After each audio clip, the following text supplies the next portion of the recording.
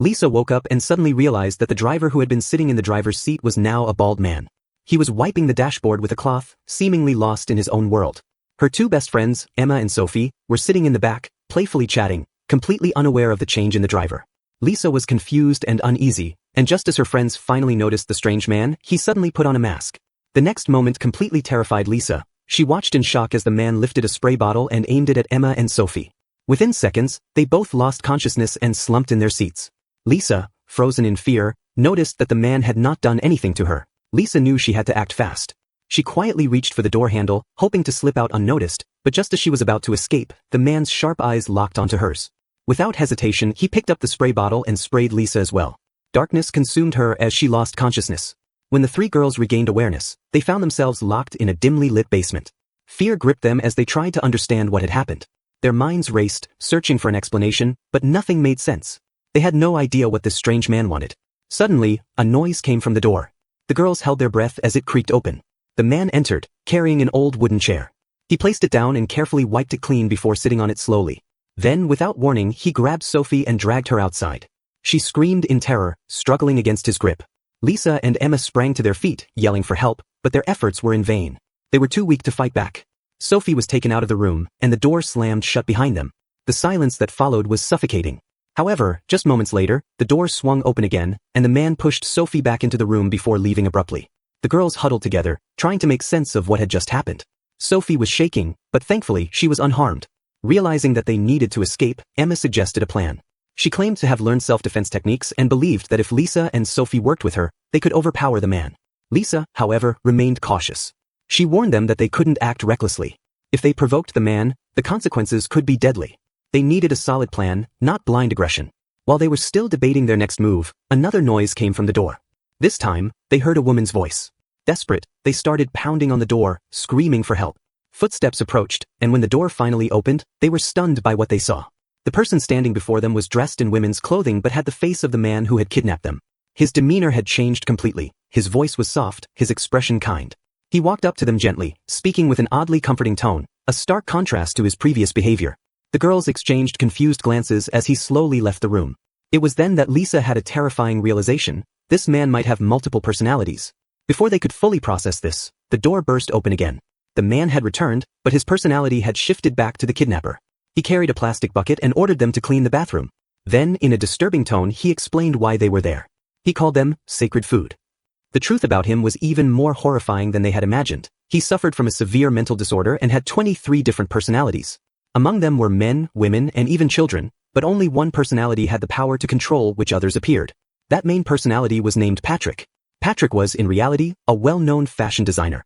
In his normal life, he was creative, kind, and highly talented. He regularly visited a psychologist, hoping to cure his illness. His doctor often praised his extraordinary design skills and even helped him find wealthy clients to buy his designs. Patrick himself was aware of his condition. He knew that some of his other personalities were dangerous, and he desperately wanted to keep them under control. To prevent them from doing harm, he had developed a habit. Whenever he felt that he was losing control, he would send an email to his psychologist, asking for help. On this particular day, his psychologist made a shocking discovery about Patrick's condition, one that could change everything. Sophie discovered that the person she was dealing with had 23 different personalities, each with unique characteristics beyond just age and gender. Some personalities had physical conditions that others did not. For example, one was completely sealed away, while another did not experience pain or allergic reactions. Even their handwriting and intelligence levels were different. Each personality controlled the body through their own thoughts. After a period of treatment, the psychologist believed that Patrick's condition was improving, but something unexpected happened. The criminal, Dennis, pretended to be Patrick to get close to him. However, the doctor noticed through his eyes that he was not Patrick but instead the dark personality, Dennis. Though the doctor realized this, he chose not to expose him immediately and decided to observe him further. That night, Lisa was fast asleep when she was suddenly awakened by the sound of a door creaking open. She opened her eyes to see a man standing at the doorway. This time, he was dressed in sportswear and looked like a simple elementary school student. The man suddenly introduced himself as Heidegger. Lisa immediately sensed that he suffered from multiple personality disorder. Summoning her courage, she asked how old he was. 9, he answered. Then he continued speaking strangely, saying, Mr. Dennis followed those 2 girls for 4 days. He knew they were the ones he wanted. But this time, he wants a boy, and I'm going to give him you. At that moment, the boy attempted to enter the room, but Lisa and Emma held the door tightly, refusing to let him in. The boy, realizing something was off, started pushing harder. Meanwhile, Emma was busy trying to remove an iron net. Since he was only a 9-year-old boy, he was not as strong as 2 adult women. He struggled to open the door and realizing he couldn't, stormed away in frustration. Just as Emma was about to climb out through the hole, the door suddenly burst open with a powerful force. Dennis, furious, had broken into the room. Emma, who had managed to escape through the hole, ran into a dark corridor, fear gripping her as she sprinted. Eventually, she reached a dead end and noticed a row of closets in the corner. With nowhere else to go, she hid inside one. Dennis stormed in, picking up a chair and slamming it against the floor in anger. The loud sound caused an abrupt shift in his demeanor. His gangster-like personality seemed to disappear instantly. Lisa, terrified, ran back to her room, while Emma tried to escape down another corridor. Unfortunately, she couldn't outrun Dennis and was eventually caught. He locked her in a small, dark room. Lisa, on the other hand, was still free. She took a moment to calm herself and think. Analyzing the situation, she realized that her best chance to escape was when the boy's personality took control again.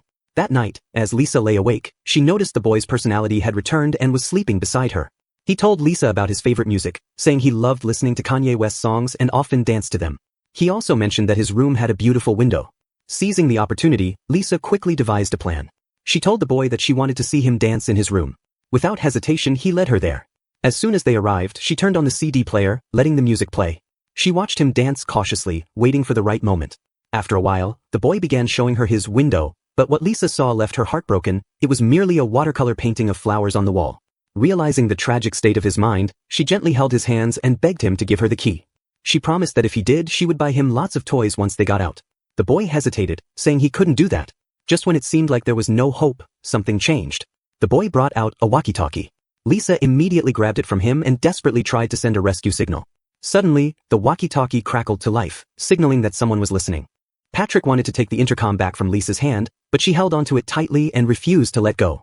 As they struggled, Lisa suddenly slapped him, leaving him stunned for a moment. Then he burst into tears and ran out, not having had the chance to report the situation over the intercom. Meanwhile, Dennis, whose personality was shifting dangerously, snatched the intercom from Lisa and locked it away in a dark room.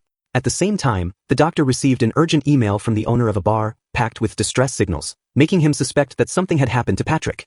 Without wasting time, he rushed over to Patrick's house. On his way, he ran into Dennis, who cunningly pretended to be an innocent bystander and denied sending any emails. However, the doctor immediately recognized Dennis for who he truly was, a dangerous and deceitful man. The doctor demanded to talk, and Dennis, despite his reluctance, led him inside. They sat face to face, and Dennis admitted to lying before, confessing that a monster personality controlled him. He explained that this dominant persona ruled over his other personalities, forcing them into submission. He also hinted at preparing a special meal for this leader. The doctor, sensing the growing danger, knew he had to leave, but his curiosity got the better of him when he passed a locked room. He hesitated, then opened the door, and was immediately horrified by what he saw inside. Emma was trapped in the dark. In that moment, everything became clear. The special meal Dennis had mentioned was none other than Emma. A wave of terror washed over the doctor, but before he could react, Dennis attacked him with a spray, causing him to collapse. Dennis dragged the unconscious doctor onto a sofa and then, overcome with memories, walked towards a cold station carrying a bouquet of flowers. It was at this very place that his father had died, and this traumatic event had triggered his psychological disorder. He solemnly placed the flowers on the station before walking away calmly towards his car. Then, his 24th personality emerged, one so dark and powerful that he instantly transformed into a monstrous being. Meanwhile, Lisa managed to escape from her room and made her way into Dennis's private space, only to find yet another locked door. Desperate, she turned to the computer on the desk, hoping to contact the police through the internet. However, after several attempts, she discovered that the computer was disconnected from any network. Instead, she found multiple video files stored on the system and curiously opened them. What she saw shocked her, videos documenting 23 different personalities, all of which existed within Dennis. At the same time, the 24th personality, having fully taken over, roamed the city's dark alleys in his bare body. The unconscious doctor slowly regained consciousness. Realizing the urgency, he quickly scribbled important information on a note before struggling to his feet to help the girl trapped in the house. However, as he did so, Dennis suddenly returned. Observing his movements, the doctor noticed that Dennis habitually retrieved a key from the closet. Acting on this insight, he hurried over to search the closet and eventually found the key that could unlock all the exits. But before he could make his escape, he uncovered a horrifying scene.